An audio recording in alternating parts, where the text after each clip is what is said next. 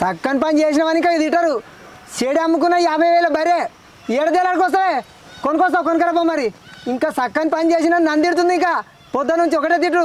నువ్వు సగం పని చేసినావే దేలాడకరపో బరే మరి. ఎవరు చేనులో పడితే తిట్టి పాడి చేస్తారు. జర చెరోదికి చూద్దాం పన్నాడు. నేనెందుకని దేలాడుకొస్తానే? నువ్వు కట్టేసినావు తెంపకపోయింది, నువ్వు దేలాడక రావాలి. నేను కట్టేసినప్పుడు ఎప్పుడైనా తెంపకపోయినా అదే. నేను కనుక కట్టేస్తే తెంపకపోతే నా పంతన అవ్వదు. నువ్వు భార్యనే దేలాడక రాకపోవాలి. వాళ్ళు ఇంటికి ఎట్లా వస్తావో చూస్తా. ఇగో తప్పు నాదే, ఒప్పుకుంటున్నా. జర నీకు దండం పెడతా. చెరోదికి పోయి లెంకుదాం పన్నాడు. ఏ లెంకు లేదు, నువ్వు కట్టేసిన పోయింది నువ్వే లెంకు. నువ్వు భార్యను కనుక దేలాడక రాకపోయినావు అనుకో, భార్యను వచ్చినట్టు కొడతా. అమ్మా ఏం హుషారున్నాను. అందితే జుట్టు లేకపోతే కాలు. అసలు రకమే నువ్వు. నీ సంగతి చెప్తా, భార్య దొరకకపోవాలి.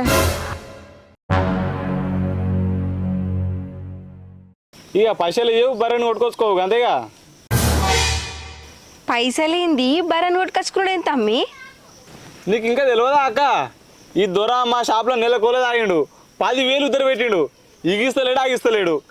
ఇక ఆయన మీ బర్రెని కొట్టుకొని పోయినా ఆయన ఇస్తలేడు పైసలు.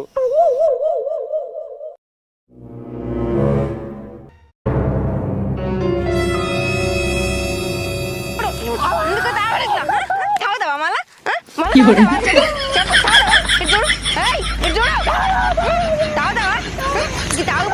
తాగుబోతు తినాలి కాను.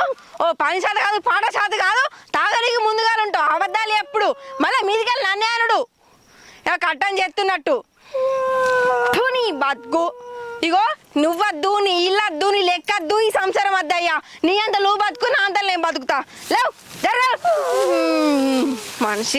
మనిషి పుట్టుక పుట్టినావు ఉద్దరియ నీకి.